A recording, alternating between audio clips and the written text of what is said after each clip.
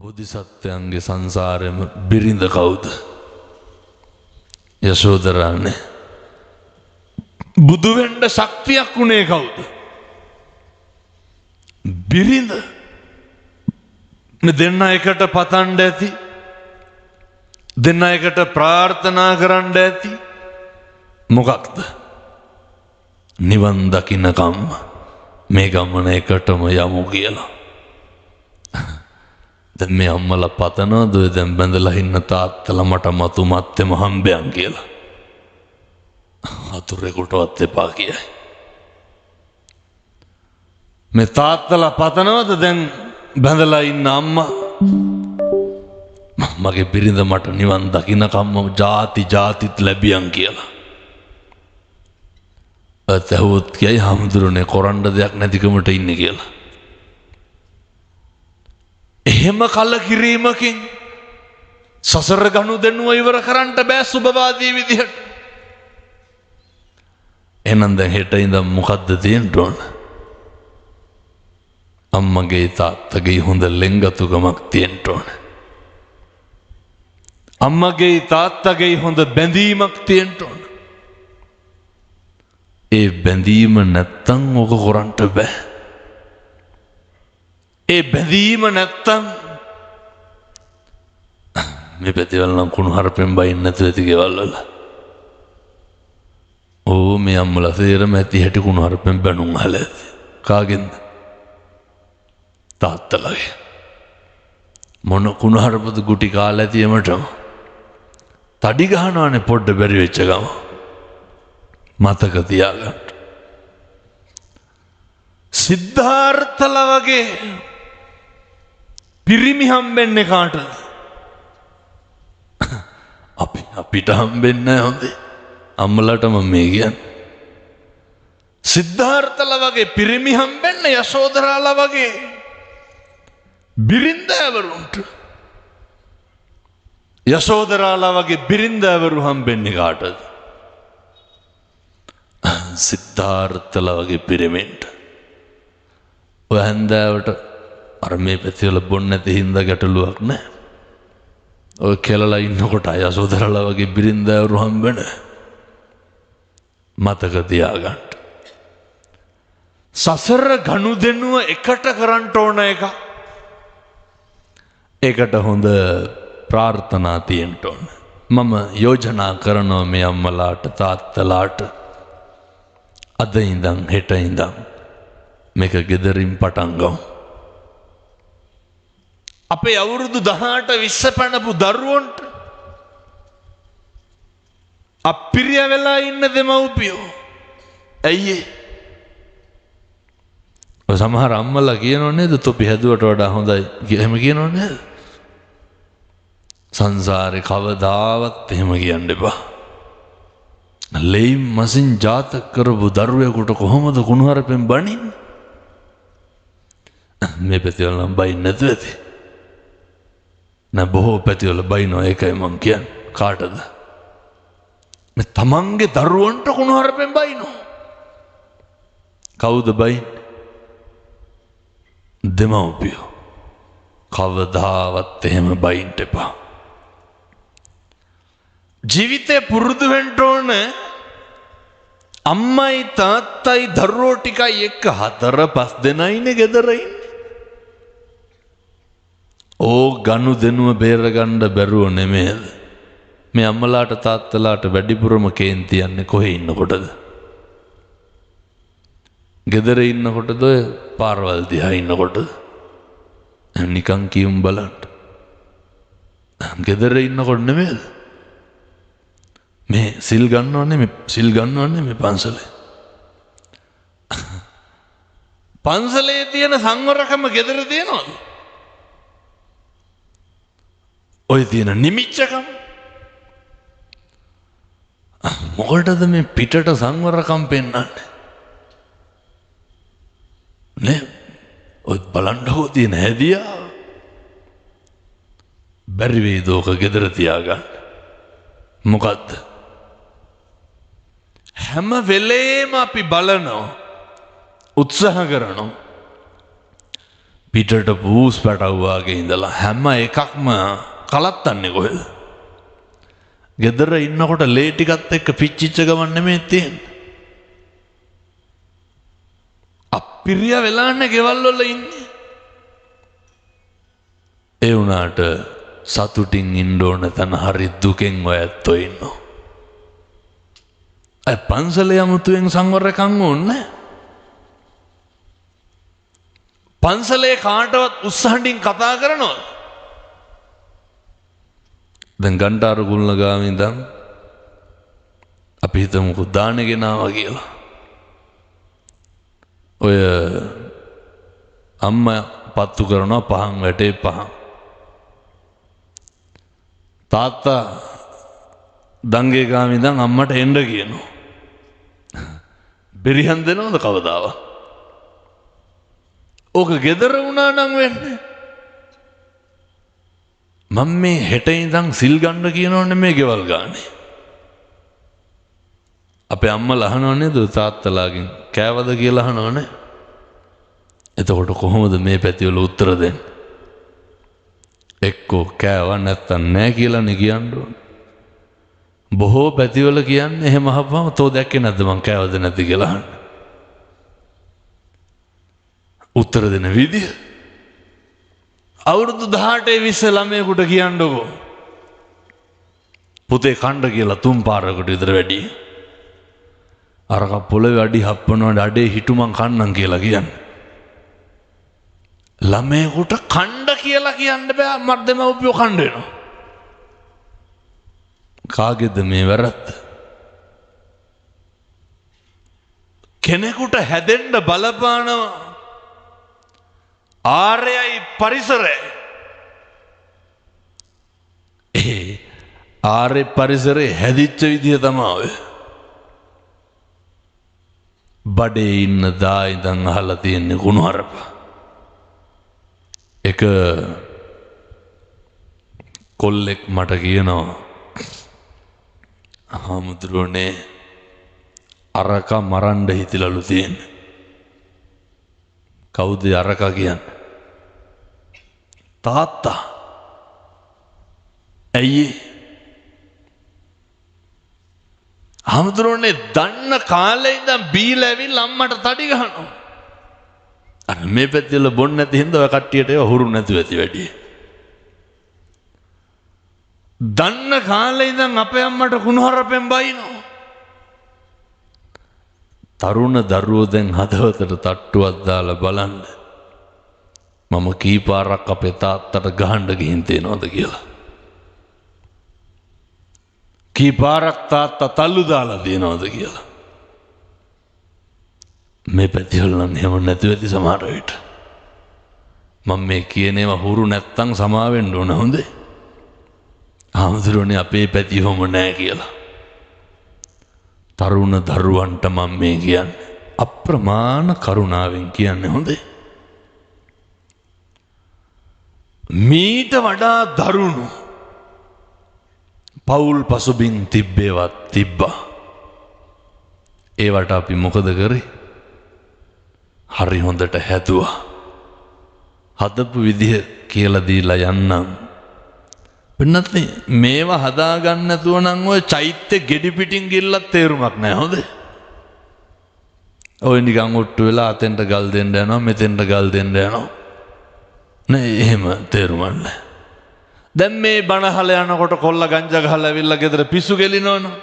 මේ පැතිවල ගංජා ගහනවද නැහැ? නෑ බොහෝ පැතිවල තරුණයෝ මද්ද්‍රව්‍ය වලට බැහැලා ඉන්නේ.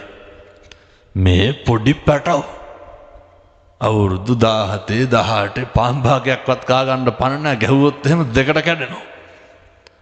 පස් හරි කමන්නේ කනවනේ වදිනවන. මේ ඔය පෙති බොනවා.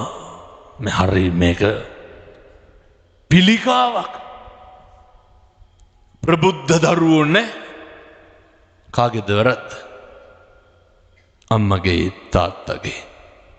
මං දරුවන්ටමයි මේ කියන්නේ.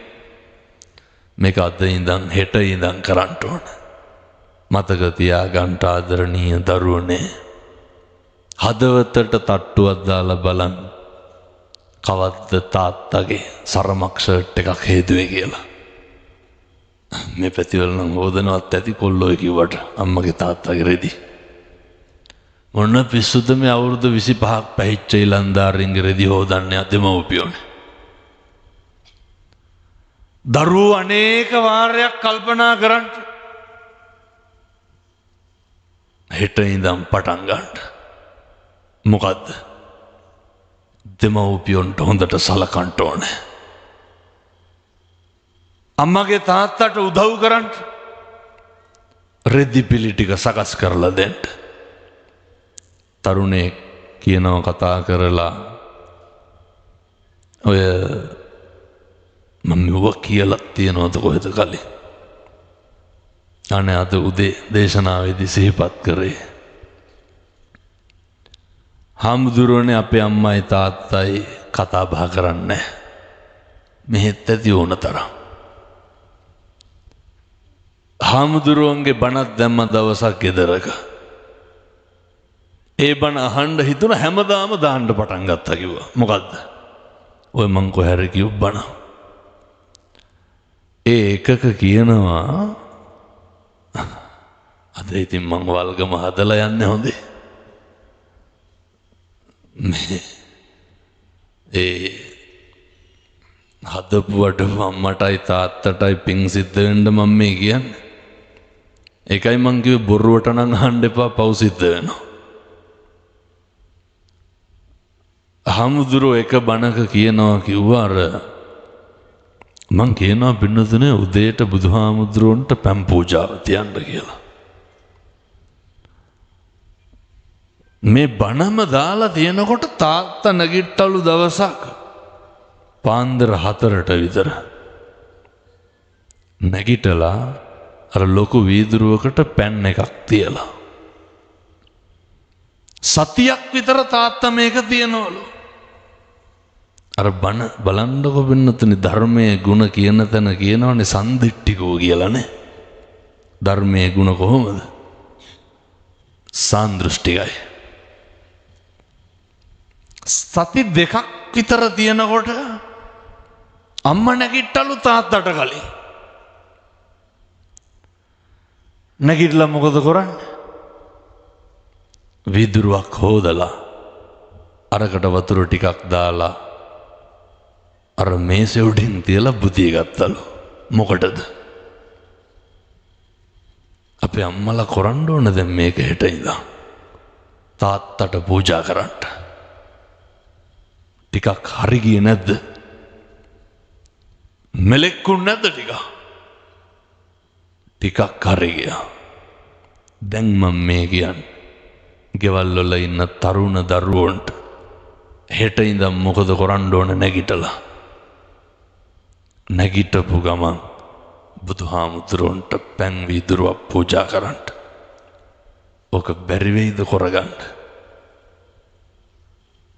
පිං සිද්ධ වෙන්නේ නැද්ද? උදේ පාන්දර මගේ බුදුහාමුදුරන්ට පැන් ටික පූජා කරනවනේ. පුද්ගලික වශයෙන් දන් දීලා ඉහළම ආනිසංස ලබන්න පුළුවන් උත්තමයා කවුද? බුදුහාමුදුරුවෝ. සම්‍යක් දෘෂ්ටික දෙවිවරු බලාගෙන ඉන්නේ. කවුද මේ උදේ පාන්දර බුදුහාමුදුරන්ට පැම් පූජාව තියන්නේ? අය අමුතුවෙන් ගාථා කියන්න ඕනද? නෑ, ඕක කරන්න. අම්මා වතුර වීදුරුව හොදලා තියෙනවා, තාත්තා පැන් එක තියෙනවා. දෙන්න තව කතා නෑ. ඒ දේශනාවෙම සඳහන් කරනවා මම මේ කියන්නේ මම මේ කතන්දරේ කලින් කියලා තියෙනවා කරන්න ඕන විදිහ මේකේ ප්‍රතිඵලයක් දැනගත්ත පහුගිය දවස්වල ප්‍රතිඵලය කියන්නේ අර පීරිසියකට හරි දාන ටිකක් පූජා කරන්න කියලා. පීරිසි කියන්නේ මෙව්වට හොඳේ. ඕකට බත් හැඳි භාගයක් විතර දාලා මොනා හරි උයනවනේ කෙවල් වල උදේට මොනා හරි උයනවනේ. දවසක් අම්මා පැහෙන හොද්දෙන් ගෙනල්ලා දාලා මේසෙ උඩින් තියලා ගියාලු. මොකටද? තාත්තා ගෙන් එළියට බහින්න කලින් අරක පූජා කරන්න. හාමුදුරුවනේ සති 3ක් එකම බණ ගෙදර දාන්න කිව්වා. සති 3ක්. ඇයි මේ එකම දාන්නේ? අර තාත්තට අම්මට දැන් මෙව දැනගන්න එපේ මේක මෙහෙම කරන්නේ කියලා. තාත්තා අරක දැකලා තියලා වැඳලා ගියාලු. දැන් ටිකක් හරි ගියේ නැද්ද අරට වැඩිය? කොල්ලට හිතුණලු අර කියන විදිහට බුදුන් වඳින්න ඕන කියලා. මම මේ කියනේවට තුට්ටුවක්වත් යන්නේ නැහැ හොඳේ. ඔය බය වෙන්න එපා. අද්දුටුවයි ප්‍රත්‍යක්ෂයි. හෙට ඉඳන් පටන් ගන්න වරු 3න් කෙසේ වෙතත් සති 3න් හරියනවා. ඔය අපි කියනවනේ හැන්දෑවට ගෙදර බුදුන් වඳින්න කියලා. දැන් මම මේ කියනකොට අපේ තාත්තලා හදවතට තට්ටුවක් දාලා බලන්න ඕන මොකද්ද? මම ගෙදර වඳිනවද නැද්ද කියලා. බොණ්ඩ ඕන නම් බිව්වට කමක් නැහැ අර බුදුන් වැඳලා ගිහිල්ලා. කොල්ලා කියනවා මේ වගකීම තියෙන්නේ දරුවන්ට හොඳේ තරුණයන්ට තියෙන්නේ. දැන් අර ගෙදර කවුද වැඩේ පටන් ගත්තේ? තරුණයා තමයි බණ ටික දාලා වැඩේ පටන් ගත්තේ. කොල්ලා කියනවා හාමුදුරනේ මහ දෙයක් තිබෙන්නේ මල් ටිකක් විතරයි. මේ තාත්තට කිව්වලු වඳින්න දෙන්න කියලා. තාත්තාව බලන්න දේශනාවේ පැහැදිලි කරනවා උදේටයි හවසටයි අම්මගේ තාත්තගේ කකුල් දෙක අල්ලලා වඳින්න. කාටද මම මේ කියන්නේ? දෙමව්පියෝ ඉන්න දරුවන්ට කියන්නේ. දැන් මම මේක කියනකොට ඇත්තෝ හිතන්න ඕන මොකද්ද? මගේ ගෙදර අම්මයි තාත්තයි ඉන්නවා. මම වඳින්න ඕන. බැරිකමද නොකරනකමද පුතේ? නොකරනකමනේ. මගේ ලේන් මසින් හැදුණු දරුවා අපි මේ රටවල් හදන්න ඔට්ටු වෙන්න ඕනේ නැහැ හොඳේ. ඔය සමිති සමාගම් පිහිටාගෙන මේ බස් පිටින් අරන් අනුරාධපුරේ යන්න ඕනද මේ ටික කරන්න? මේ ගෙදර කරන්න තියෙන්නේ.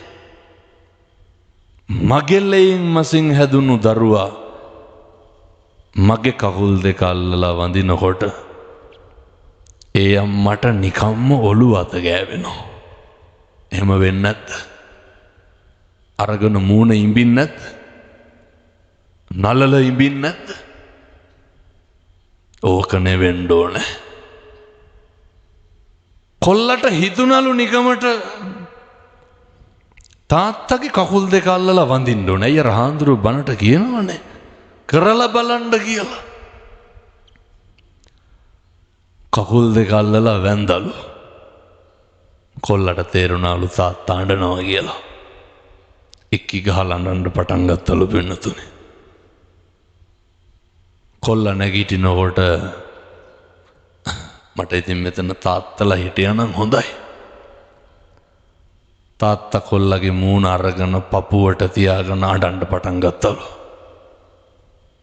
අම්මට බලාගෙන ඉන්න පුළුවන්ද තාත්තයි පුතයි අඬනකොට? අම්මා වෙනම අඬනවලු. තුන් දෙනා බදාගෙන ගෙදර ඇඬවලු. ඊට පස්සේ කොල්ලා කිව්වා හාමුදුරුවනේ අවුරුදු 21කටම තාත්තා කියලා හැඟීම දැනෙච්ච එකම දවස කියලා. ඔයත් හිතනවද ආයේ ගෙදර කුණුහරපයක්වත් කියයි කියලා? ඔයත් හිතනවද ආයේ ගෙදර තෝ කියලාවත් කතා කරයිද? අය ප්‍රශ්න නැහැ. අය ගැටලු නැහැ. සියල්ල ඉවරයි.